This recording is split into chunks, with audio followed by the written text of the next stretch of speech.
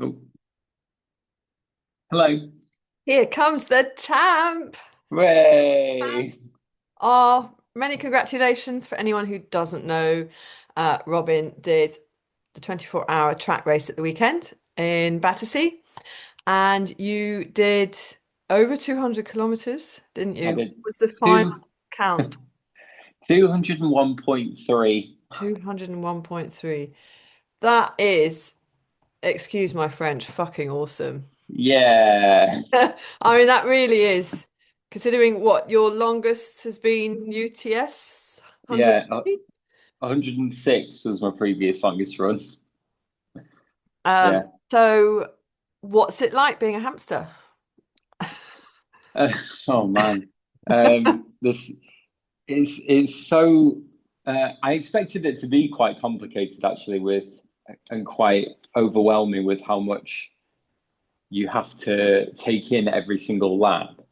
But also expected to tune out a bit more. But actually, I wasn't able to tune out very much at all. Oh, really? It's really quite relentless in that you're having to, especially when I went through a period of not eating well and stuff because I started cramping around 125k because we hadn't got my sort of salts right and I'd started to go off solid food and I started overhydrating as well, so I was going to the loo all the time.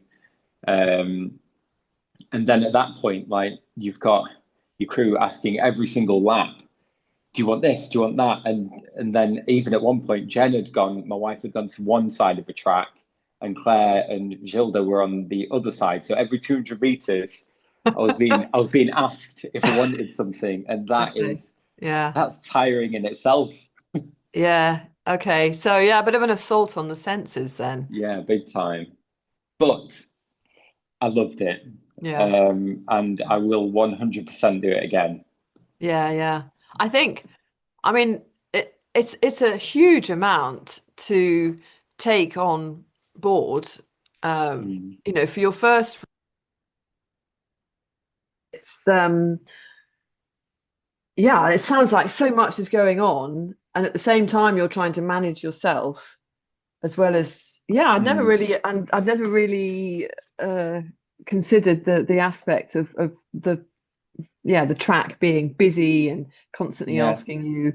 Yeah, I Yeah. mean, Because not, you hear about the race and you think, oh, it's going to be the sheer monotony of going round and round that's going to be the yeah. real that's the really mentally difficult bit. But actually, the running round the track never bothered me. Okay. Um, Yeah. and maybe I'm different there. Maybe some people couldn't stand that. Um, but yeah, I suppose the last couple hours I was like, oh my gosh. The fact that it's a timed event as well makes it is very difficult. Because it's at some point you you have to you realize that actually it doesn't really matter how fast I'm running at this point. I'm stuck on this track regardless for at least Yeah. another few hours. Yeah. Yeah. Um, but actually, my distance goal and the time goal sort of synced up anyway because I left it to the last 15 minutes until I hit over 200k anyway. So it ended up being quite similar. Yeah. Yeah. Yeah. Oh, brilliant. And how are you recovering? I mean, how's that gone? Yeah. Well, having never really run that far before, I'm very tired. Really? Yeah. My left leg, because that was the one that cramped, was very sad. The rest of Sunday, Monday, Tuesday, it was slightly better Tuesday, but yeah, it got so tight and Oh, sore. really? I couldn't like fully stretch my leg. Like I couldn't get it straight without a great deal of like gently putting weight on it and just easing myself Oh, into a bit of no. walking. So, but it was kind of a yeah, not a war wound. That's a bit over. It's a bit of an over exaggeration, but I kind of It's yeah, not something that will stay. I wore it with pride for the next Yeah. couple of days that it hurt. Like, good, I really did like push it, didn't I? If I'm a Did you? bit battered. Yes. Did you limp dramatically? What on the following days? Uh, maybe a little bit more dramatic with than I your with needed to your with your be. medal around my neck, going, oh, oh. Yeah. Oh God. Oh, sorry. Oh, this. Oh, well, I got it doing a 24-hour track race. Exactly. Yeah. That's brilliant. Well, you absolutely deserve to rest on your laurels. Did you get any sleep in, or did you No, stop for no, any significant time? no. I think Strava said my moving time was 23 hours and 20 minutes. So, which That's means that, brilliant. yeah, so I only Wow. stopped for about 40 minutes. And it probably would have been less than that had I not been like weeing all the time. And I, I definitely changed my shoes. The second time I changed them, I didn't need to change them. I just wanted an excuse to sit down because Jen wouldn't have let me sit down otherwise. Oh wow. Okay. Is Because she a good crew mistress? she was a really good crew mistress, yeah. Because at one point I'd said to her, like, I really want to sit down. And she said, but you said that you didn't want to do any sitting down. And I was thinking, I hate you, but that's exactly what I want you to say. But I'm really annoyed that you've It's said it. it's what was needed. Yeah. Yeah. I suppose So but it's yeah, also difficult, isn't it? Because you give instructions on something that you don't really know. I mean, in the end, yes, it's what's the right thing to do, mm, versus actually, my experience tells me this, or yeah, just yeah, reading up tells me that. exactly. Because I was a huge unknown, like sort of post 100K as to Yeah. what my body would be like. Like I've never gone that far before. Am I gonna have stomach issues? Am I gonna be able to eat anything? Like, are my legs or body gonna be able to handle it? Am I just gonna completely mentally break down? Like there were so Yeah. many unknown variables, and actually, Yeah. yeah, in the end, I think it went as well as it ever could have done, really. Oh, absolutely, Yeah. absolutely. Do you think there's an element of ignorance is bliss? Do you think that sort of curiosity and discovery as you're going through this sort of Mm, incredibly difficult, sometimes painful experience is almost, it allows you to go further because you're sort of, you're pushing your boundaries. yeah, definitely. And I think that applies to any big race, really. I think if Yeah, unless you're a real unless it's like really like self-navigating and you do really need to have recceed it and stuff. I think even in other big races when there are some big hills coming, but you don't know quite how big, it can help you a little bit mindset yeah, wise to yeah. just keep pushing on without knowing. And I think that did help in this circumstance, like just how dark is this going to get? And it turns out very dark. um, I'm glad I didn't quite know that, but I mean, I did to an extent of everybody was telling me how brutal it was every time Yeah, they asked yeah, anyone on the yeah. podcast. And I think there's Yeah. an element of, if you've done it before, and particularly perhaps if you were to go back and do a 24-hour track race, or if you're to go back to a race that you've done before, you're almost sort of thinking, well, I had a really down moment here, and almost by sort of anticipating it brings it Mm, on. Whereas if you're not anticipating it, because you're sort of innocent to it all, going, oh, this is interesting, yeah. you sort of bypass it. That's my theory anyway. That's why I never go back and do another race again. Yeah, I completely agree. And the sort of midnight to sunrise section, I expected to be difficult, but I didn't think it would be that difficult. Mm. So now I'll Oh, be really? for, Is for that whenever, sleep? Was that the sleep deprivation, or? just like I don't know, everybody's energy just completely Mm. disappears from a track. It's not just you. Everyone slows down, everyone finds it difficult, and I think you can just feel that around the track as well. There's very few people pushing and moving well at that point. Yeah, yeah. So you can't really feed off each other in that sense. And similarly, as soon as the sun came up, like Jen and others remarked, just how much everybody was revived by that, and Mm. suddenly there were so many like great performances from then to the end. Wow, yeah. Wow. Mm, We are creatures of the sun, aren't we? yeah. So next time I need to be able to sort of prepare for that a little bit better and what can I do at that point. But that did sort of simultaneously come with me cramping and sort of like knocking my speed down. Mm. So Mm. next time I'll well, just know to have more salt than I was having. Yes, I mean, I imagine with the cramping, Mm, um, do you that must be worse being on a track because of the repetitiveness of it. yeah, Um, yeah, it could so, well have been. um, but we And have actually, go on. I was just going to say, and actually, the one thing didn't estimate or didn't expect to happen was the sheer impact and the of my legs around the track for that time, and just how Yeah, much that wears you down as well. yeah, yeah, Because then yeah. your legs are just like, ow. Yeah, funny that. Mm. Anyway, Yeah, Damian Hall has entered the Run Ultra Chamber of Horrors. Chamber of Horrors. Oh, we've got his. Oh, I've not seen your squirrel for ages. Welcome It's back. How it's a are much better thing you? to look at. The collection. No, no, not at all. I know. You Sorry, I'm do a bit know each late. other, don't you? I think Robin stalked you at some. I will have seen you. I've seen you around the spine and stuff, haven't I? You have, Yes. yeah, Yeah, okay, yeah. good. Right. You've introduced each other. Well, welcome back. It's been a while, and you haven't been on our lovely, shiny podcast instead of a sort of Ooh, you guys. grimy YouTube video. Wow, going up in the world. We're dead posh Absolutely. now. We're dead posh now. And we were just dissecting Robin's 24-hour track race in Battersea this weekend. Oh, blimey, how'd you get on? Really good. Yeah, yeah. I managed to just sneak over 200 kilometers, so I was really happy Wow, with that. very Yeah. Yeah. impressive. Thanks very much. All right, we can end the podcast now. Oh, I've never had the courage to try. It's it's for lunatics. But congratulations. Thank you very much. You never had any inkling to do it at all. Only very vaguely when I chat to. I've coached people to do them, and you sort of get into the idea of doing them, and then you just go, oh, maybe not. I feel like I will one day, but I have been saying that for quite a while.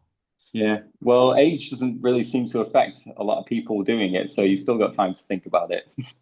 Fine, good, But good, good to know. but yeah, how have you been, Damo? And congratulations to you on your Lakeland 100 win. I know it feels like a million years ago now, but that was lovely to see. Yeah, I've been good, thanks. I was chuffed to bits with that. Very happily surprised. Because yeah, it's my 50th year, and I guess I didn't really think I could be quite that competitive there. In that you could say it wasn't as a competitive a year in personnel compared to definitely the year before, but my time is the fifth fastest in 17 years. So and we had good conditions. But Mm. so I'm really really chuffed for that. I'll yeah, almost if I had to retire now, I'd be happy with that because yeah, obviously I am slowing a little bit, but really pleased that it doesn't seem to be that much when it comes to the long stuff. Well, I don't think you are at all then. This fifth fastest is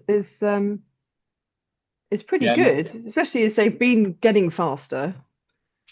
Yeah, no, I was very happy. Two of those times are obviously Mark Derbyshire times, and then the previous year, Kim Collison and Gavin Dale also. The previous year was incredibly fast, and Mark Derbyshire needed a new course record to beat Gavin and Kim. So three of those four times were the previous year. So yeah, that time that I ran would have won it every year except two. And yeah, we did have good conditions. I think someone who had done it a lot said it was the only time they've never had to put a jacket on overnight. mm, But can't I can't I can't do much I'd, about that. yeah, take So that yeah, very definitely. happy. Yeah. but also Mark dragged them to better times as well. So you could argue that if you were there for that previous year, maybe you'd have run even quicker. Maybe. I don't think. Yeah, I mean, Mark Derbyshire and Gavin and well, Kim and me are fairly compatible. We do, well, both compatible and compatible.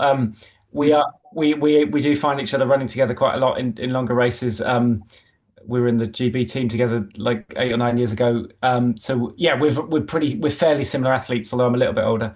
The other two probably are quicker than me. Well, they definitely are. But no, yeah, very happy with that. And also, yeah, it's funny because I did recce the route, and I was just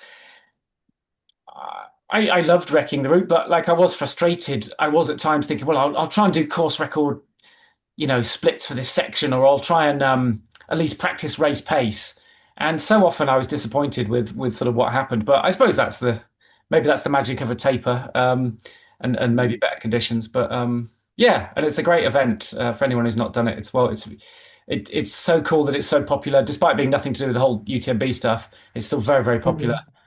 Sells out very quickly, massively oversubscribed. So it's and for those who haven't done it, the award ceremony on the Sunday is quite a very special thing.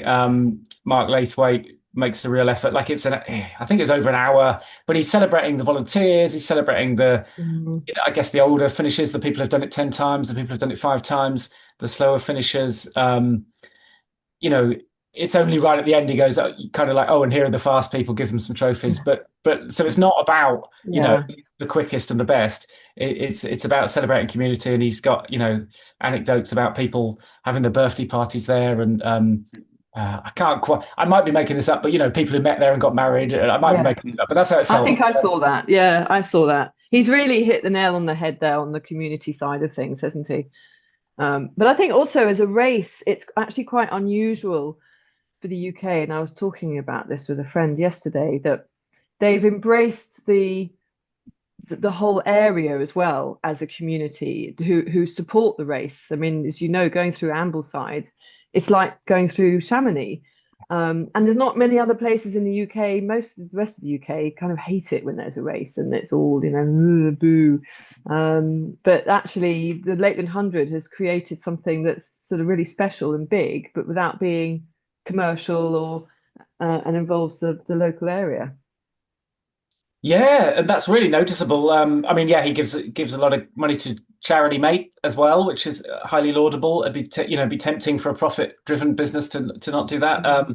And yeah, you notice it going through Ambleside, and also all the different checkpoints are they're sort of being competitive against each other. There's fancy dress themes, and you don't know what they'll be till you get there, which are quite entertaining. And sometimes you're so tired, you're like, did I just see, a man dressed in shiny, glitter and spandex, dancing to ABBA, or is, Yeah. So they're quite funny. There was I think there was a Dad's Army themed one, and definitely an 80s one, which was good because I was listening to 80s bangers at the time, which was quite nice. But yeah, you can feel a local pride in the checkpoints. They're all run by often different groups, different running clubs and so on. Yeah, it's a really cool event. It was, highly recommended. Is 80s music your go-to sort of mid-race, or have you got a whole bunch of things you flick through? I've given this a lot of thought actually, because I'm a 90s Britpop boy really, and really I prefer Miserable, Radiohead, The Smiths, The National, about the most modern band I can cope with. But yeah, I quite like sort of euphoric melancholy, Doves, things like that. Yeah, nice. But I find that in our sorts of races, those aren't always very helpful. I just encourage you to sit down and cry in a puddle of your own vomit. So my race mix, right? So there are some bands that sort of fit both. So I need more upbeat stuff. So there are 80s bangers. There's T'Pau, there's Phil Collins. There are some even worse things than that. I'll be honest. Some stuff from the Top Gun themed soundtrack, things like that.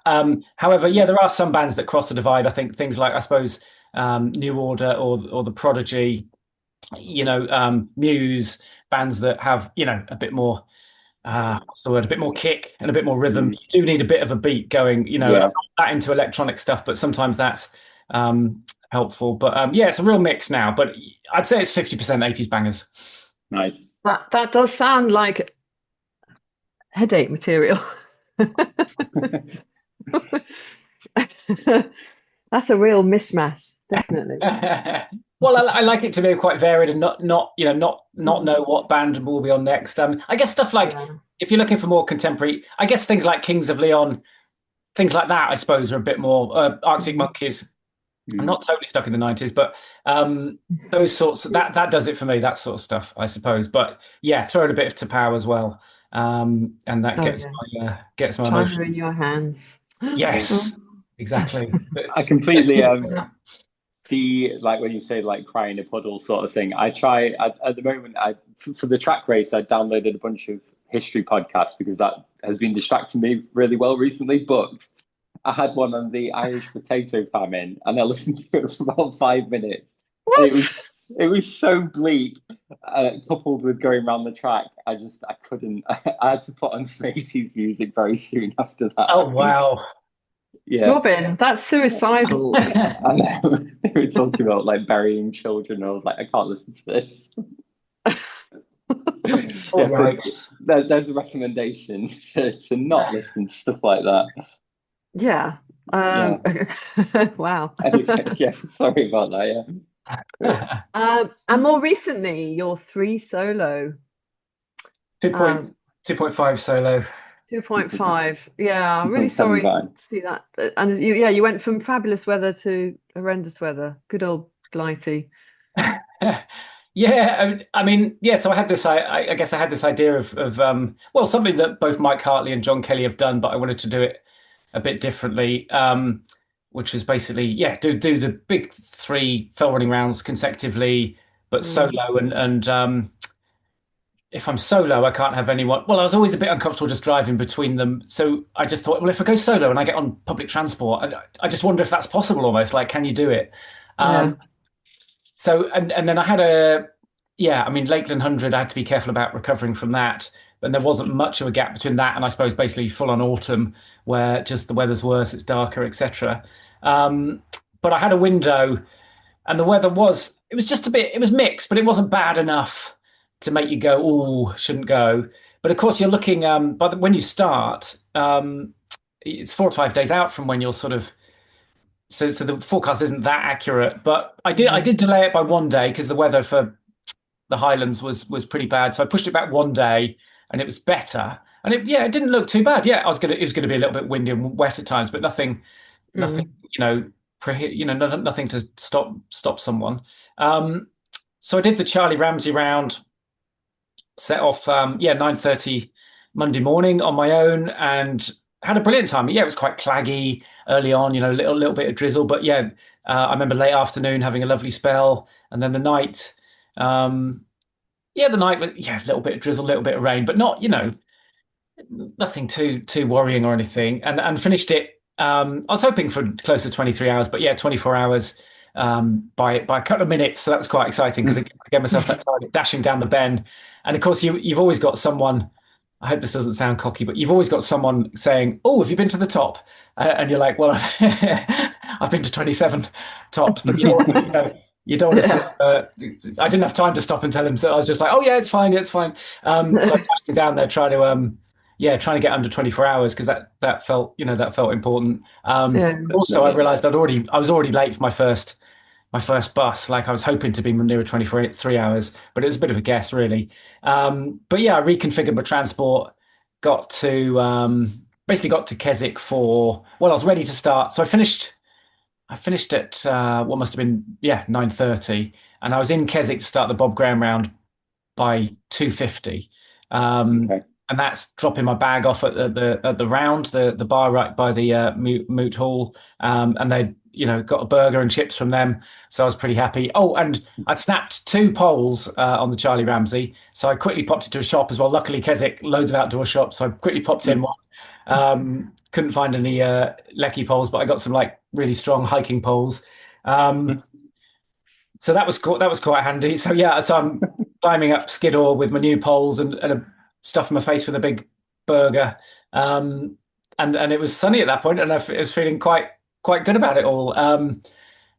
I do remember one, those sudden downpours of just a minute or two, and there was one of those where I was just like, oh my goodness, if that happens to me in the middle of the night, it really, would soak you through. But yeah, the evening was okay. That first leg was just so wet and boggy. I mean, people will say it always is, but there'd been a lot of heavy rain in a few days. It was sort of, ankle deep water for a while. And yeah, it got dark as I started leg two. Um, I was starting to get tired. Then it was a bit claggy, and it just feels all the same when it's dark and clag. You almost start thinking. I had this feeling quite a few times of, am I just going around in circles? Am I actually going anywhere? Because it just all felt the same. Um, but started leg three. I don't know, 3 or 4 in the morning. I'd have to check. And that was really hard. That one, and it was just so wet underfoot again. I don't remember it really raining heavily on me, although it was a bit windy and a bit drizzly. But it was just so wet underfoot that I was just sort of splashing, splashing, splashing. The trod would disappear. You carry on, hoping it's the right way, and you find the trod again. At one point, I did get crag bound. I got kind of stuck on some wet rock somewhere, and kind of thought, oh, okay, time to. At this point I had a tracker working, so I didn't expect anyone to be looking at it at that time. But I did have a handful of friends who were keeping an eye. But I was like, "Oh, okay, time to think that you got children and not do anything stupid here." So yeah, got off that crag, and yeah, as it got light, I was climbing Bowfell, but the wind really picked up and just absolutely ripped into me. It was at least kind of 40 miles an hour, if not more. But it was one of those winds where it doesn't knock you over, but it slows you down, like it stops you. Mm. Luckily, it was mostly behind me, but it was angry. It seemed angry. And then you got a lot. I remember a very rocky section in the clag again, and again some of the summits just often feel the same. So you got this when you're tired, you just feel like, haven't I already done this one? Am I going in the right direction? So it's just that tiredness playing on your mind. But I got down to Wasdale, and I remember feeling quite quite happy with it all and quite buoyed. And I got some snacks in Wasdale and climbed Barrow in what I felt was pretty strong form. And kind of thought, I've cracked it now because Wasdale. Well, not I've cracked the whole thing, but Wasdale and Barrow are that's the crux of the bob really, and that's where a lot of people understandably decide it's not the right time. Yeah. But I probably had underestimated leg four. I think you concentrate on leg three and think that's the tough one, and forget that leg four is pretty tough as well. So that went on a bit, and I think I was getting a bit, by that time you are a bit underfueled and a bit fed up. But yeah, I got it done, got leg five done. But I remember I was slower than that. I was hoping for a sub 24, but I was like 27 and a half. So I was slowing, and I remember descending towards the road section to Keswick and being quite slow and feeble, and really you're underfueled, aren't you? But then, yeah, running into Keswick, I was like, okay, well, that's 2 out of 3. That's pretty good. But I was like, I better just check the when the next bus is. And yeah, I only had I had like 20-ish minutes to get what looked like the last bus for the day. I mean, technically, I could get a taxi as a backup plan, but you've got to, you don't know if there's definitely one there and so on, and whether they'll definitely go to Penrith. But yeah, I had to let's just say finish faster than I wanted to, grab my bag, which was big and heavy from the round, and then sprint back to the bus station. Got the bus with a minute to spare. But yeah, that wasn't, my knees and hips weren't happy about that. And I hadn't, I was desperate to get, a good portion of chips or a good feed, which I didn't really get. But when I got to Penrith, I got a good hour or so in McDonald's Penrith because my train wasn't going yet. So I must have looked like quite the vagabond, but I was getting my feet out under the table and drying them on a towel, and I was trying not to be too, and I must have smelled so bad. I'm really sorry to anyone who was there. I was using the bathroom, but I managed to, get a full change of clothes and stuff. That was quite nice. But I suppose I hadn't really thought too much about how would I change in between the rounds, and yeah, by now my bag is just basically wet and smelly kit and a few snacks. But I leave Penrith on the train at about maybe 9:30. And I knew I had to change maybe Manchester. So I'm going to Bangor, North Wales. And but I remember, and that's my time to sleep, But and I set an alarm. But before I set an alarm, someone's banging on the window to wake me up. And I realized there's no one else on the train. We're stopped. And it is one of the staff. No. And he's like, come on, you need to get off. And I'm like, what? Like, I'd set my alarm. And he said, oh, it's an unscheduled change of trains or something. But if he hadn't spotted me or woken me up, I don't know what would have happened there. But oh no, yeah. So I don't know what time that was. It could well have been midnight or after midnight. And I can't remember really changing in Manchester. So I mean, maybe that was it. Maybe that was the change. I'm all a bit confused at this stage. But basically, I got to Bangor for 2 a.m. It's a And at miracle. this stage, I have looked at the weather forecast. I've looked at it before a few days ago, but obviously a few days, it's changed and it's much worse. um, and yeah, it is kind of. I've got it written down somewhere. I took a screen grab, I think, but it was gusty. Yeah, I think it said 50 to 60 miles an hour winds at times. Strong, heavy persistent rain. Significant wind chill. This is the mountain weather one, which we all know can be a bit pessimistic, right? But it's better to know what the worst might be. And I did message, friend of the show, Tim Laney, who was keeping an eye on me, a bit earlier that, and sort of say, dude, would you go out in this? And he was like, maybe not normally, but I mean, you're there now. He says from sunny Spain as well. So. Yeah, the rascal. He'd been sending me pictures of his holiday in Spain. Yeah. And he did, he rightly said, sometimes when you're on the lee side of a mountain, the wind's not hitting you, which is a good point. But sometimes you can't pick which side of the mountain you're on.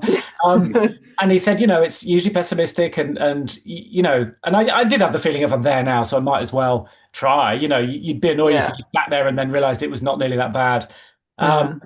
But so I got to Llanberis and I had an Airbnb booked, so I dropped my bag off. Brushed my teeth. There were no tea bags there, which was a bit devastating. But I basically left for, I think I started at 3 a.m. And that was hard. That was hard because there was I can still envisage the bed there, white, fresh, linen, puffed up duvet, just there in front of me. And there's me putting on my dirty shoes instead to get out the door. Forgot my poles as well. The new poles. But off I set. And at first it didn't seem too bad. So I'm climbing out of Llanberis through the mines. It's 3 a.m. And it's not too bad, and I've got extra clothes and I've got extra food, and I'm thinking, okay, 2/3 done. This is exactly the adventure I wanted. This is the thing. So it got light over the Glidders, which is gorgeous, and over Trevan, which wasn't too bad. A little bit drizzly, and then I remember down in Olwen it really rained on me for a bit. But yeah, and the climb up Penny Olwen. Yeah, it's just rivers coming down. And the path is a river. But by the top, it wasn't too bad. It wasn't raining that hard. So I did that section. It's all getting a bit slower than I hoped by this stage. It's always a bit, each leg is like half an hour or more, a bit slower than I hoped. But yeah, did that section. So that's two legs done. Got down to Capel Cureg, and I remember I did feel quite wobbly. I was quite wobbly by that stage. So I don't know how much sleep I've had, but I think it could only have been 2 hours, I suppose, in 2 nights. But I'm down to Joe Brown's, the climbers shop there. So I pop in there and top up on snacks, which is cool. And for those who don't know, they do a discount. If you're doing the Paddy Buckley round, they'll do a discount for you, at least. Oh, really? So I didn't know that. They were very kind. They filled my water bottle.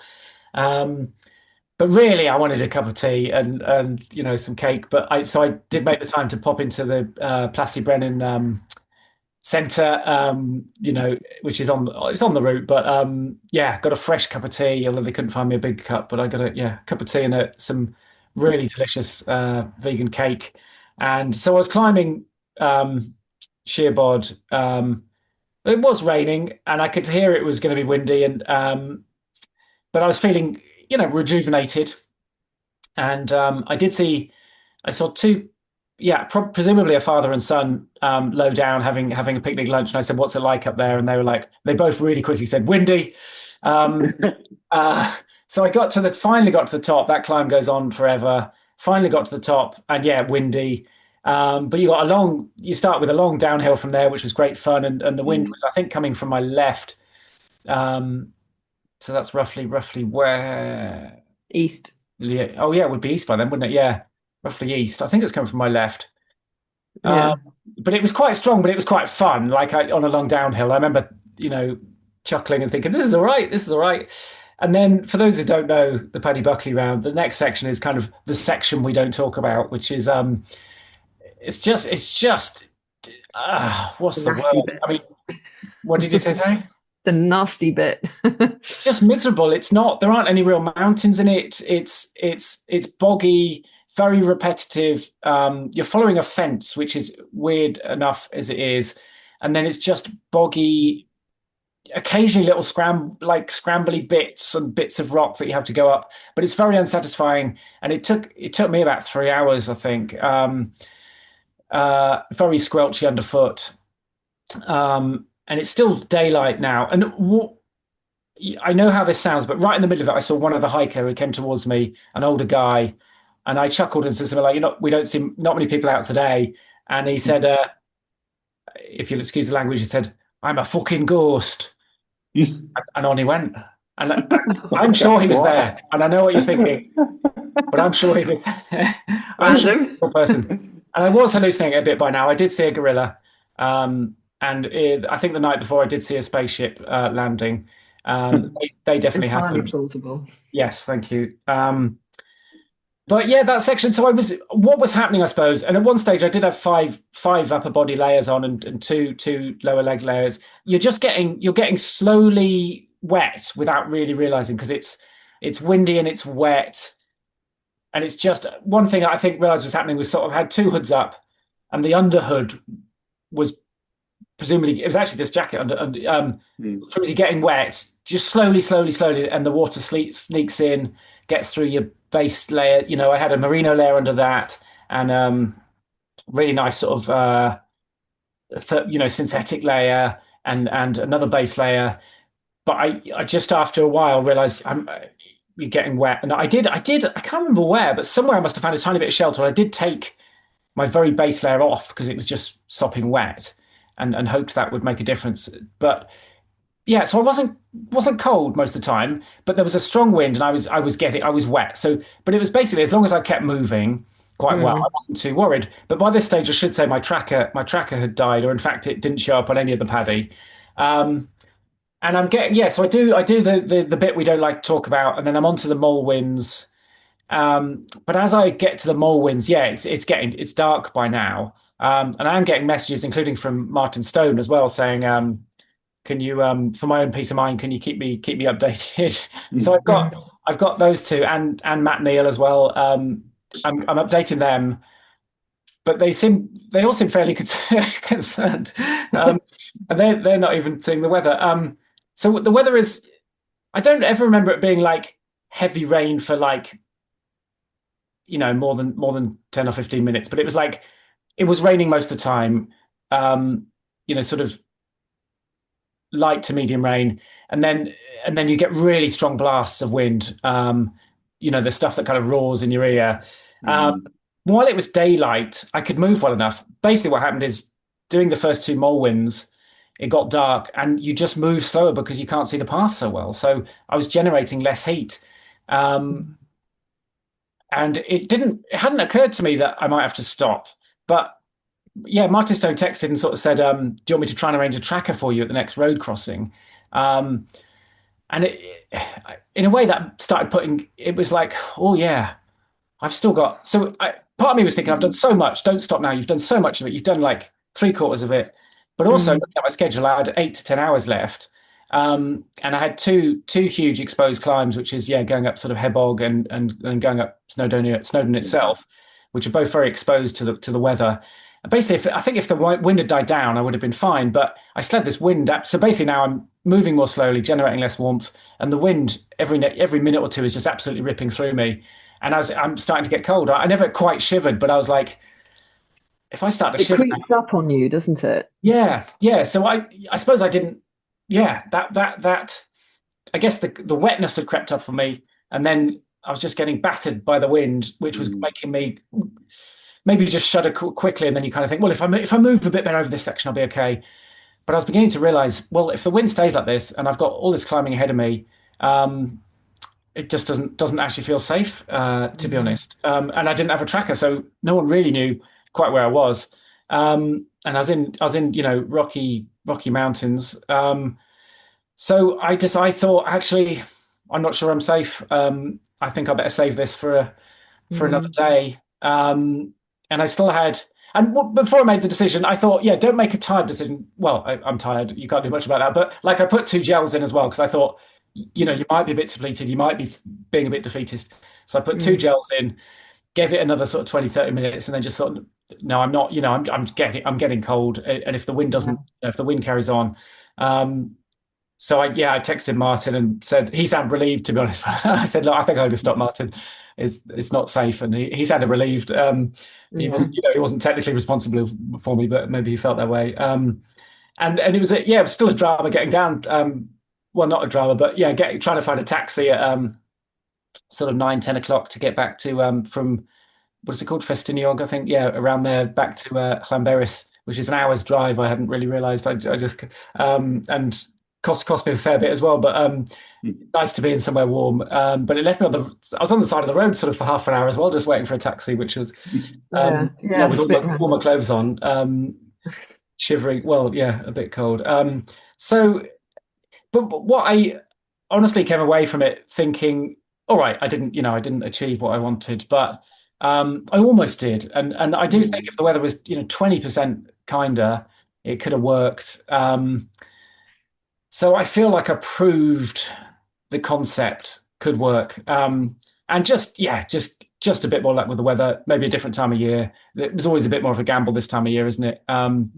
So it has left me with a burning desire to try it again, because I think it can be done. And if the weather's nicer and there's more daylight, you're carrying less kit. You're moving better. There's less foliage grown up.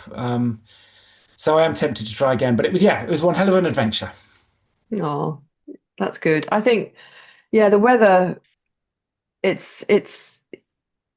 creeps up on you for sure. I think when you're busy and moving, you're fine. And then the moment you stop and then you realize how wet you are, and then actually you realize, I think once your core is cold, it's very difficult to come back from that. And your core can get cold without you really realizing, and you'll just stop suddenly and go, actually, I'm really bloody cold.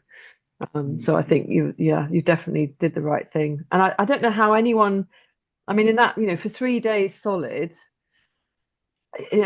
no gear can protect you from that. I mean, I know you changed. Did you have 3 different sets of gear for each round? Yeah, I did. Yeah, so I would change. On the public transport or McDonald's toilet. I would change into fresh stuff. But I guess that is the difference between being totally sort of solo and being supported. When if I had some support runners, they could be carrying spare kit for me. But at that stage, a new waterproof wouldn't have helped. It would have been a complete change. But that is the difference. And John Kelly, I can't remember if he said it publicly or privately, but he kind of said, when I did it, I had 3 or 4 people running with me, and they had all and didn't at one stage on the Charlie Ramsey on his grand round, I think he ended up with 7 layers on or something crazy, because he was injured, so he was going slow. But they had the spare layers between them. So you could say that proved like it couldn't be done solo, but I think in better weather it could. But another thing I was really thrilled with was simply how my body held up, because both Mike Hartley and John got a really bad injury, and both of them basically their third round was 10 hours. Both their first two rounds were sub 24, but their third round for both of them was 10 hours longer. Wow. So, and I wasn't injured. Of course, you got fatigue and your legs are grumpy and so on. But so far, I didn't have an injury. I mean, maybe it was just about to happen. But I was really pleased with that. That was, I felt very fortunate about that. But I mean, and it does come back to that classic thing. If we do things like my 2 other races this year have gone amazingly, couldn't have asked for a better outcome or experience. But if that's happening all the time, we're possibly not challenging ourselves. Each to their own. But definitely. I did something that was at the edge of what was possible, and it, the fact it didn't work out proves that. So it's I guess that's what I wanted from it, to be tested. It's so frustrating with the weather though, because I don't know what it's like there, but it's basically been sunny pretty much ever since. It's a lovely day today, and it looks. But you did manage to time it for the first rain in like the whole of the summer. It feels like that. It does feel like it, because we've had a really But I think I could have gone too much sooner, because it's always tricky. I've got childcare and commitments, and obviously work commitments, and like most people. I mean, I can be maybe more flexible than some, but I had that window there, and I had like a full week within that window to sort of, and I was able to maneuver it a bit, but I don't regret going because the forecast at the time wasn't bad enough. No, no. But it got worse. And the logistics, did they work as you hoped, expected? How did you get from Fort William to So I did get a taxi into Fort.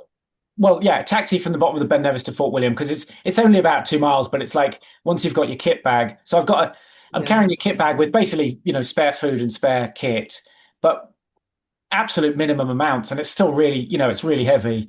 So I got a taxi into Fort William, and then Fort William. Actually, you could get a train or a bus. So this was part of the joy of the whole thing is plotting all of this. And again, Martin Stone was messaging me saying he would have loved to do that, all the logistics of planning. And there's a great website. It's called Rio to Rome, which is great for travel. So from down from Fort William, you can get a bus or a train, and then train to Glasgow to Penrith, and then your bus Penrith to Keswick. But they're pretty regular. They're like every 30 minutes during the day. But that transport totally dictated when I would try and do the rounds because there's no point in finishing around at 3 a.m. because there's no transport. And I mean, you could book a taxi, I suppose, but that doesn't really seem in the quite of it. But so that was fun. It was fun to do all that. But then, of course, it had to be a moving picture because you couldn't be certain what time you'd finish. And even that first one, I was a little bit out. And then the next one, I was way out. And then also it's, do you buy the tickets in advance? I definitely lost some money on some tickets I didn't take up. But it's all I found that quite exciting and quite fun. What I maybe could give more thought to next time is, I suppose, I guess well, I don't know if I could carry much more on my bag, to be honest. You need a pair of spare shoes, spare poles, as I proved, spare everything. And then you need a load of food. But I still bought quite a bit of food on the way. And I'd maybe take like a travel pillow next time, maybe. I did take an eye mask. I was the guy on the train with the eye mask on, but the travel pillow would have been nice. Concentrating more on that recovery phase, but it's only going to be, 30 to 60 minutes here or there. And the fear is that you sleep through your stop and end up in there. That would have been quite scary, actually. Well, that time I was woken on the train. It was one of those moments of where am I? I don't know what's going on. I think I left my towel on the train at that stage. I wouldn't suggest anyone goes near that. I think that was part of the fun. I mean, I didn't love being, dirty and smelly on public transport, and that's not nice. And hopefully, I didn't actually have to sit next to anyone or anything, but that's not nice for most people. But other than that, it was quite exciting to be able to just pick up your bag, get ready for the next one, off you go. I would give more thought to. I did plot like where supermarkets and cafes were that were really close to the stations. That was really helpful, actually. Especially, I mean, Keswick's brilliant. Actually, I mean, you've got a lot of shops in Keswick. But I'd maybe give that more thought next time, and maybe allow a bit more time at the stations to go into the cafe and get the food and drink. But it was great fun. I also wanted to make it. I suppose it had to be fully self-supported. It had to be replicable for other people. As in, I couldn't have someone there. All right, I arranged with the round that they would look after my bag for 24 hours. I guess that was the key bit. But they would do that for anyone. It's got to be something, that anyone else could replicate. That there's not specially arranged support from someone I've asked to do something special for. And the other two places, I basically use the accommodation and they look after my bag. So any accommodation would normally do that. But it was fun to come up with a fresh take on on the challenge. And food was okay, was it? I mean, I do. Getting food. You're carrying everything on your round for 24 hours, plus you're having to find it in between and then restock what you're carrying for the next 24 hours. Again, I had lots of, I suppose, the bars and gels and sports nutrition. I had all that ready. And then I did make a load of sandwiches. But by the third day, I still ate them, but they didn't taste as good as I'd hoped. Mostly, well, vegan cheese lasts because it's basically plastic, and then Hummus, yeah, hummus and avocado. Yeah, that avocado They're not great wasn't products. the color right. Yeah, it wasn't an Not known appetizer. for their long life. No. But that is the tricky bit, I think. It's easy. Yeah, I mean, lots of the bars I took really worked, but I would have loved more warm, warm and real food. So They if I did it say, yeah. again, I mean, something like, Honister, popping in there, because I guess in my head I was like, I'm almost done. It's just the last, leg five is short on the bob, but it's not that short actually. I think on reflection, I would have popped into Honister, the cafe there at the Slate Mine, and just the extra 2, 3, 4 minutes, cup of tea, something Yeah. warm would have been nice. But then you wouldn't have made the bus. Well, that is a good point. Yeah, but I think I was slow over that leg because I was feeling a bit, underfueled and fed up. So yeah, it's always a balance. But I think I would think more about prioritizing. Yeah, where can I get some proper food? I think that would be, and the round was super helpful, and I could phone ahead and try and get an order in. But yeah, when I realized I was going to be tight with the bus, like there wasn't time for that, so that would have been nice. Had to do with McDonald's, which wasn't so great, but better than nothing. But that's what I'd do next time. Is prioritize more real food, I think. And do you think, I mean, I know sub 24 is desirable, but do you think, well, is that not why they broke on the last round, Mike and John, and perhaps you didn't because you hadn't broken the 24 hours?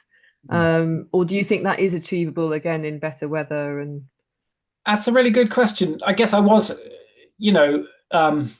secretly, I did have Mike Hartley's time there as a sort of, can I, it wasn't like I'm determined to break it. It was more like I'm curious about whether it's possible to get close to it, with the added complications. So really, I was hoping for, on the Charlie, more like a 23-hour, but. And actually, conditions weren't too bad. So I think really it was the weight of carrying all that food and extra layers that slowed me down. So I got a 24, but only just. So I guess the next question to me is could I have got a sub 24 on the bob? I mean, I guess the only way to find out is to try better conditions. But I don't know. Yeah, if conditions are fairer and say it's May or June, you carry a lot less. You're still being safe, but you can carry a lot less kit. You've still got to carry about the same food, haven't you? But maybe a bit less kit. And I guess I'd be intrigued to see. I don't know. It'd be tight, but I would like to try and do that. It would be tight. Is the overall? Sorry, Robin. Yeah, more runnable conditions over the 3 would add up to a lot of time. I think so. It's very wet, especially the bob was very wet underfoot. And it's not just the weather that's hampering you. It's the ground itself, and definitely leg 3. It was soggy. It was soggy and boggy, and also more nighttime. It's just a bit more, not necessarily confusing. Well, it was confusing, but like you're just a bit more like double checking, not sure, but less nighttime. Say it's only 5 hours of darkness, you've got less of that slower time. So well, there's only one way to find out. Well, indeed. Watch this space. Robin, interested? No, I've not done one of the rounds yet. Never mind. Did you call it a grand round doing all 3? I liked, well, that was John Kelly's term, but he did, he turned it into a big sort of, what do you call it? Duathlon, is it? Biathlon, one of them. I called it a 3. Well, I was calling it 3 in 1 solo, and then I realized it 3 solo, and I thought that was the cleverest and most hilarious thing I'd ever come up with. I like 3 solo. I like that, but I only managed 2.5 solo. I'm going to call it that. I was looking for what Mike Hartley called it actually, and he didn't really come up with a neat phrase for it. What did Mike do between the rounds? He was driven, in a car. Okay. So obviously you get there a bit quicker, but I don't think. I guess I was hoping that it's interesting, isn't it? How do you recover best? I mean, in theory, if you've got a comfortable car and you can sit and sleep, but sometimes that's not. I don't think he did sleep that well, and he definitely didn't refuel that well. I was reading. He's got an excellent book called From One Extreme to Another, and and there's an old fell runner article he's written about it. So I was going through them a lot, trying to analyze, what did he do? And Martin Stone said to me, like, back then we had no experience of sort of going for like three days and more. Whereas people like me and John are doing things like the Spine Race and Tour de Gion, and we're very used to that. Doesn't mean we don't make mistakes, and we still get very tired and hallucinate and stuff, but we're just more used to how it feels, what to do. And I mean, so often the big thing is just the fueling. Like, can you refuel enough? So I was really pleased between the first and second round. I left Keswick feeling, really full up, almost to not quite feeling sick, but feeling sluggish, feeling and that climb up Skiddaw, was much slower than I hoped. But I think that filled me up for the next few hours, and that was really, that was still the sensible thing to do. But they didn't. Yeah, back then I don't think they had the, they didn't know necessarily how important that was. And yeah, he was sick. It didn't get much food in. He got foot problems as well as a knee problem, Mike Hartley. So yeah. But it's all one big adventure, isn't it? Definitely. No, I think it's great. I think, it needs to be done. Anyone listening? It's open. The challenge is there. Well, you say like you've done TDG and other things like that. But if you add up the stats for all these three, it's not far off, actually, is it? It was actually very similar, yeah. I mean, Tour de Gion, we always laugh when they say it's 330 kilometers because no one really seems to know. And are they actually counting, the switchbacks or the, but it was actually, I think it was, I had a little look, and I think it was actually, I don't know whether you should quote me on this, but I think it was actually a bit more vert and a bit fewer kilometers or miles, but it was close. It was, for me, it's like three and a half big days out, going up and down things, very tired. In much worse weather over here. But it's similar. It was similar. That's what gave me the courage to try, because I thought, actually, I've done something like this. All right, at the Tour de Gion, I honestly didn't get in any vehicles partway around. But it's a similar type of thing. Do you think there's any merit to sort of comparing the fact that you're able in TDG to continue moving and keep just like you've got all the refuges and life bases, whereas you've got the stress of the transport and everything like that? Do you think that it's harder almost that you're having to break it up so much? I think there are a couple of more mentally wearying elements, and obviously it's self navigation on the rounds. And look, I'll be honest, I did start out thinking I'm going to do it just map and compass. I'm going to do it as pure as possible. And then when it got down to it, I was like, this is so difficult already. I'm going to have a GPX file on the watch as well. But I mean, the map got plenty of views, so you can you can see them if you want. But so you got the self navigation element. Which obviously adds that mental weariness at the Tour.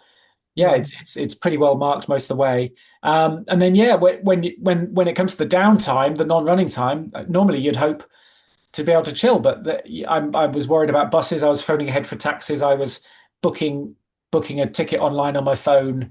There weren't many moments where I could really switch off, and that did make it quite hard actually. Yeah, and then you're more mentally tired. And almost being on the hill. Yeah, I'd say being on the hill was more mentally relaxing actually than off. Yeah. It's mad, that, isn't it? You wouldn't think to factor it in, I don't think, until you've experienced it. Yeah. It's a fascinating side of the whole sport, really. That and that is what I've struggled with at the Barclay Marathons. Actually, is the extra sort of mental fatigue, the mental weariness of being. You get no GPX file there, let me tell you. But so just the extra mental weariness of constantly having a level of alertness, whereas at the Spine certainly and at Tour de Gion, you can pretty much switch off and go, right, I'm tired, but as long as I keep seeing those little flags, at Tour de Gion anyway, the Spine technically isn't marked, but I guess I know the route well and the GPX is good. But you can mentally switch off, but at Barclay, you really, really can't. Or if you do, you end up doing what I do. But no, I mean many others. I mean, that's what's fascinating about the sport, and that's what Alex Hutchinson's book Endure was all about, wasn't it? You know, is fatigue in the mind or in the body, and we increasingly see studies where it's in the mind first. There was a recent strength training study, I believe, that was sort of saying, no, your muscles haven't fatigued. Your mind is just the perception of your fatigue has, your mind has stopped first. It's fascinating, isn't it? But then the next stage is how do you tell your mind that it's not tired, but using your mind? That's tricky. But it is tired. That's the trouble. It's Yeah. your mind is telling you your body's tired, but actually it's tired. And that's that's obviously why we need so much sleep. And I think there's been more research now, or more people are turning to sleeping and eating more on those big, like, Tour de Géant races, aren't they? That actually you need to reset the brain, don't you? Well, the winner this year of the Tour de Géant did something really surprising, actually. On the first night, he arrived at a life base in the middle of the night in first place and slept, I think, for about an hour and left.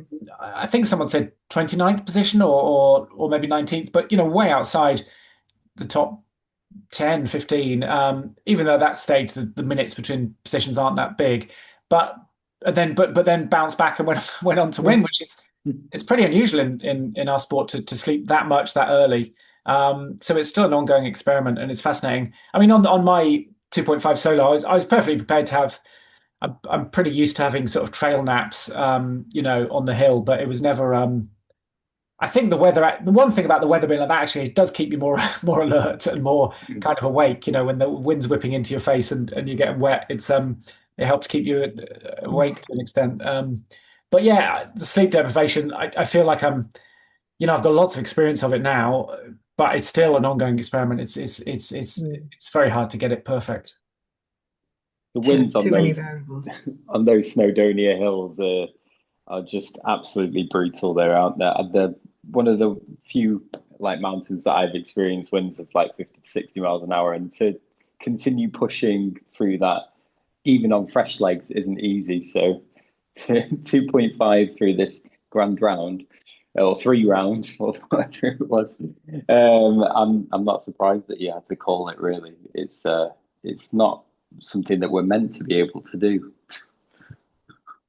Yeah, thank you. No, it was what did I want above all? It was to have an adventure, to go out and try something difficult, but have an adventure. And I've got these little stories that like that guy I met, and hallucinations, and just feeling alive as well, isn't it? Just out there feeling alive, feeling some jeopardy, feeling the weather on your face. That's what it's all about. So I'm happy to have had that.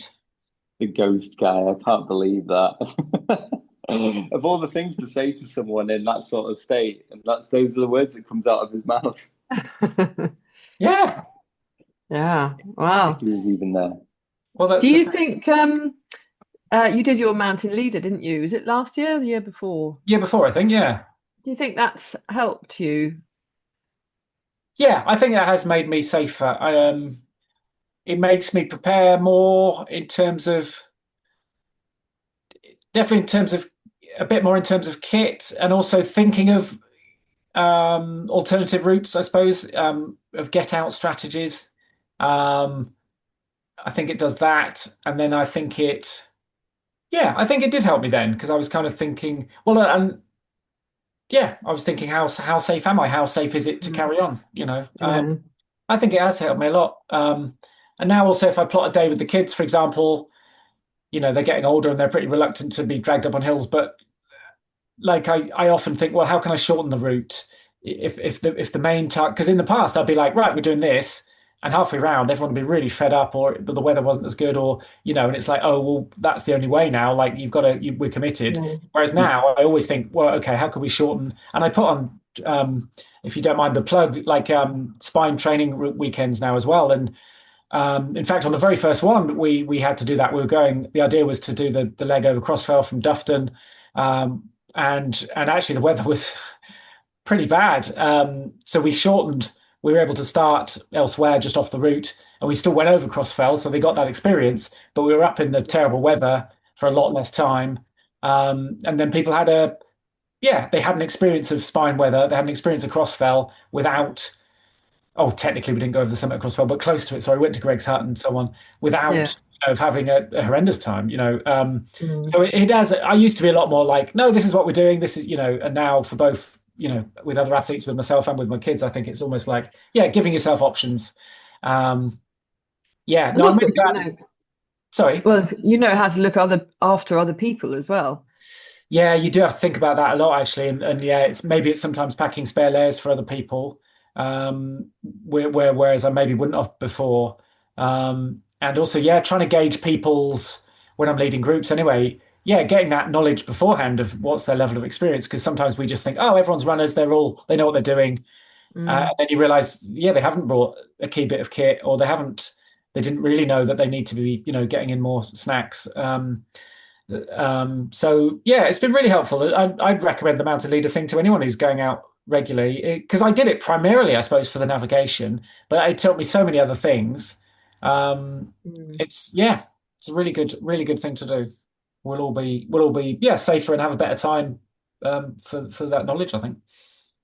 You mentioned dragging your kids out on hills and stuff. Have either of them? How old are your kids? Have they shown any interest in running?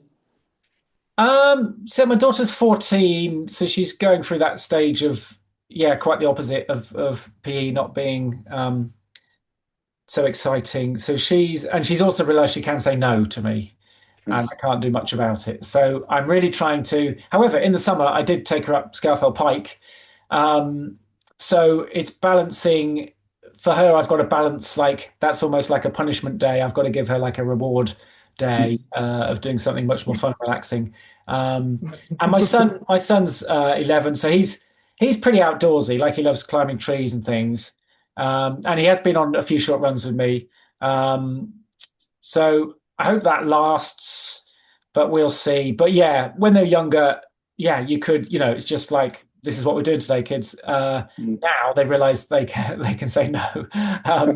And also, I don't know what you two are like, but certainly in my sort of mid-teens through to my mid-20s, I wasn't very interested in outdoors at all, actually. And now it's all I want to do. So you could kill someone's by forcing them out.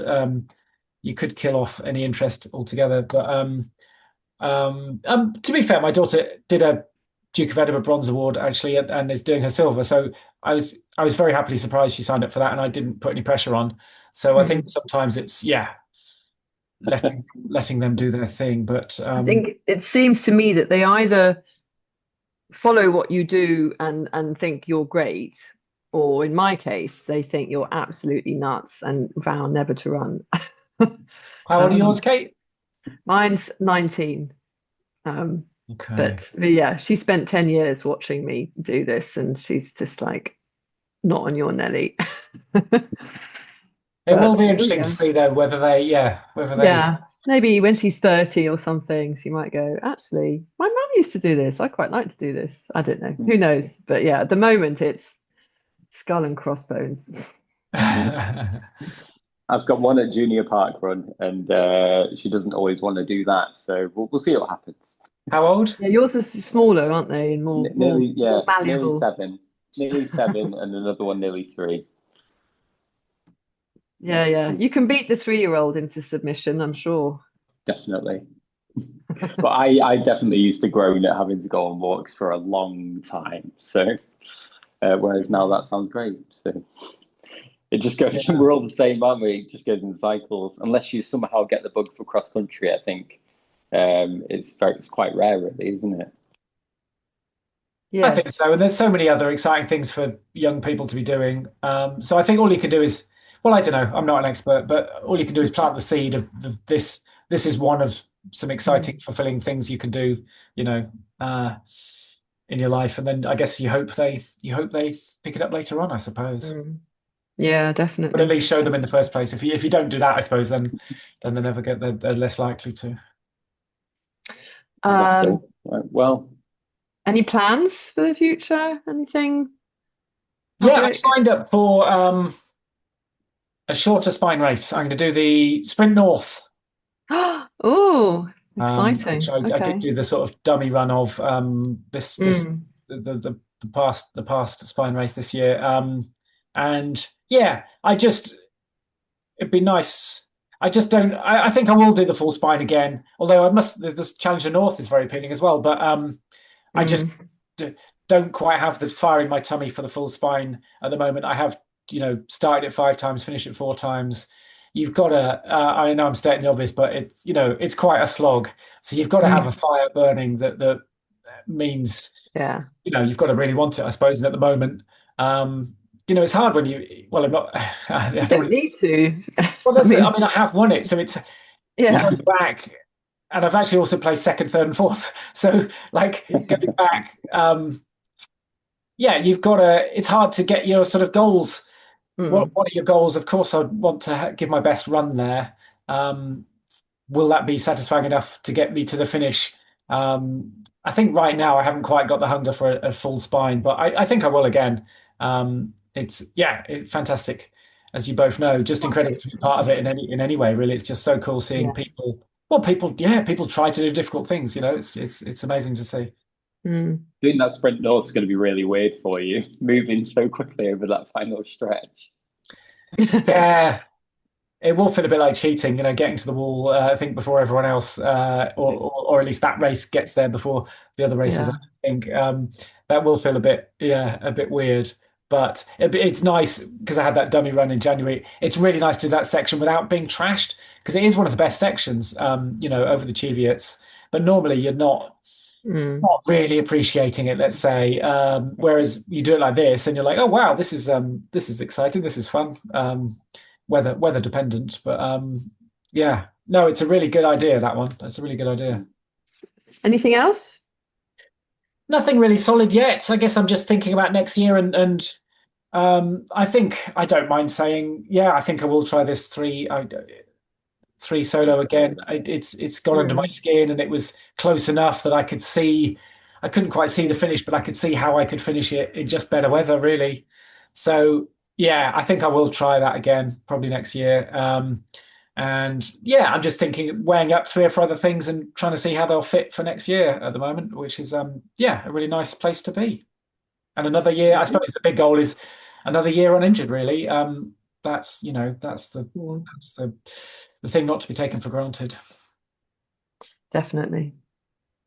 Especially Well, at you our clearly, age. yeah, clearly very well researched and all the strength stuff. So that must play a part in at least keeping you closer to the non-injured side. Well, yeah, I do. I do outsource my strength work to Pete Stables at the moment. I've had a couple of other strength and conditioning coaches in the past, but I'm really interested in it myself. Yeah, and I'm actually, if you'll allow a cheeky plug, I've got a book coming out in the spring on it's going to be called Run Forever, and it's basically that idea of how do you keep running strongly as you age. What are the key things? And probably most people would guess, strength training becomes just so critical, so much more important. And yeah, I'm taking it seriously, and I've actually got a nice spell of a few months now where I've got a bit more time to properly get to the gym, 2 or 3 times a week. In fact, I was there this morning already, to do proper strength work rather than sort of, it getting compromised or forgotten about. So yeah, I'd recommend, well, not just any mature runners, but any runners, ideally doing some additional strength work. Presumably, it's the sort of thing that the sooner you start doing it, the better, really. You're sort of offsetting that aging aspect. I mean, if you start doing strength earlier, not just, oh, well, I have to now that I'm 45 or whatever. Yeah, well, I've been researching a lot of these sort of longevity experts, but and they are usually sort of academics, and especially in America. But a couple of them say like the critical decade, from a health perspective, but is 35 to 45, because that's when we're sort of taking things for granted and maybe a bit busy. But by the time you get to 45, if you haven't looked after your health, I mean, we're runners, right? So we are doing some of the stuff right, but running isn't enough necessarily for female bone health. And yeah, we get muscle wastage as we get older as well. So yeah, their argument is, in that 35 to 45, we should be, and anywhere from even just before 30, we're going, whilst our body is starting to sort of decline in some ways. So yeah, I mean, obviously, regular exercise, running is brilliant, is a great thing to do, but we've also got to keep those VO2 max workouts going, unfortunately. And then strength work is the other big thing. And yeah, it gets more and more important. But yeah, you can't start too young. You also can't start too late. If you're listening to this and you're 60, 70 and think, oh, I haven't really, or I've left it too late. Yeah, these experts say it's, but of course, the longer you leave it, you're starting from lower down. Yeah. But muscle does so much for us. I had no idea.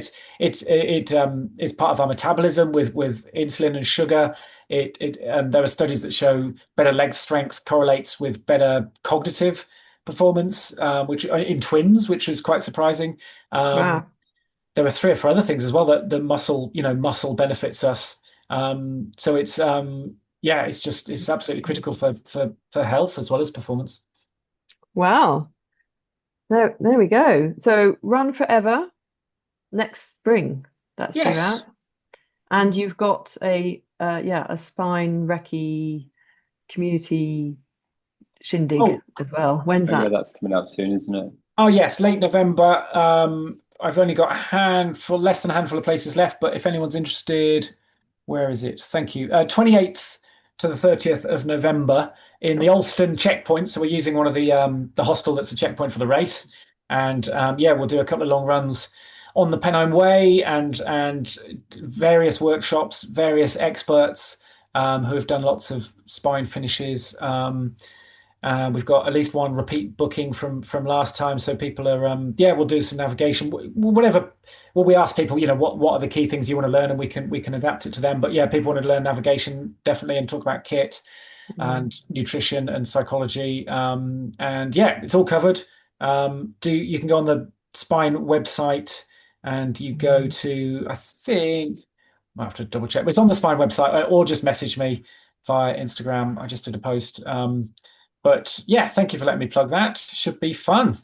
No, excellent.